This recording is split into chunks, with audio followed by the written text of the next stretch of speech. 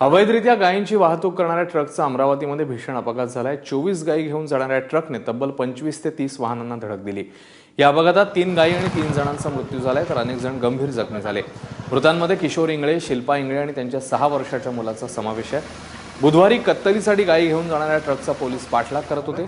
पोलिसांपासून बचाव करण्याच्या नादात ट्रक चालकाचं नियंत्रण सुटलं आणि हा अपघात झाला। अपघातानंतर संतप्त जमावाने ट्रकवर दगडफेक केली। जमावाला शांत करण्याकरता पोलिसांना लाठीमारही करावा लागला। दरम्यान अपघाताच्या पार्श्वभूमीवर आज चांदूर बाजारात सर्वपक्षीय बंद पुकारण्यात आला होता। ट्रक चालकावर कडक कारवाई करण्याची मागणी सर्वपक्षीयांनी केली। नेमकं काय झालं का ट्रकची एवढं स्पीड भयंकर होता का ट्रक ज्या रस्त्याने जात होता त्या कॉलनीवासी त्या ट्रकला वेगात म्हणजे काय नेमकं घडते याच्याकडे सर्व लक्ष होतं।